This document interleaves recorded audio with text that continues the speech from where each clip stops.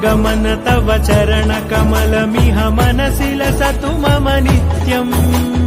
गरुडगमन तव चरणकमलमिह मनसि लसतु मम नित्यम् मनसि लसतु मम नित्यम् मम तापमपाकुरुदेव मम पापमपाकुरुदेव मम तापमपाकुरुदेव मम पापमपाकुरुदेव